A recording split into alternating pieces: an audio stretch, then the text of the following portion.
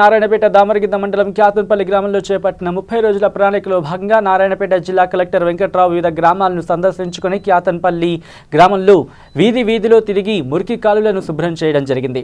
వీధి రోడ్లకు మట్టి వేయడం, ఇంటింటికి ఇంకుడు గుంతలు కట్టుకోవడం వంటివి పర్యవేక్షించారు కలెక్టర్ వెంకట్రావు.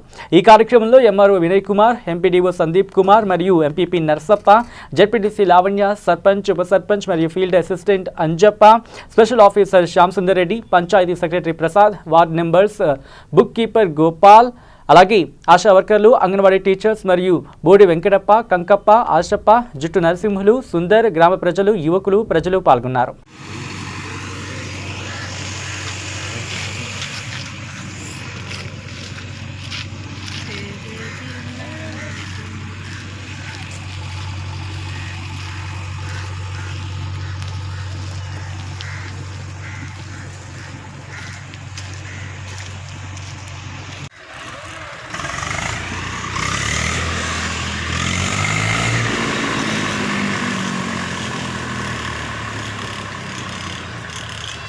స్పెషల్ ఆఫీసర్కి అలాగే గ్రామ సర్పంచ్ గారికి మరోసారి గట్టిగా చెప్తున్నాను, దయచేసి ఇంకా 4-5 రోజుల పని ఉంది.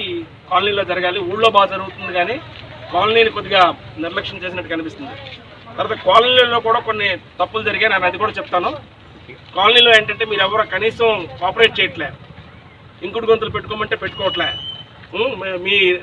మీరంతా మొత్తం అంతా వాటర్ అంతా లోపలికి వదులుతున్నారు. ఇక్కడ చూస్తే అట్లా ఉంది పరిస్థితి. వెంటనే ఇక్కడ ఇంటి గురించి కొట్టించండి, మీ ఫీల్డ్ అసిస్టెంట్ ఏడి.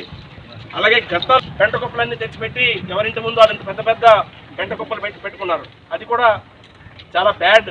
మీ అందరికీ అనారోగ్యం రావడానికి అటువంటివే మెయిన్ కారణం. సో దయచేసి నా రిక్వెస్ట్ ఏంటంటే మీ అందరికీ మీరు కూడా కొంత శ్రమదానం చేసుకోండి. గవర్నమెంట్ నుండి అలాగే గ్రామ పంచాయతీ నుండి కూడా చాలా పనులు చేపిస్తాం. ఇక్కడ నేను చూశాను మీ పరిస్థితి అంతా కూడాను.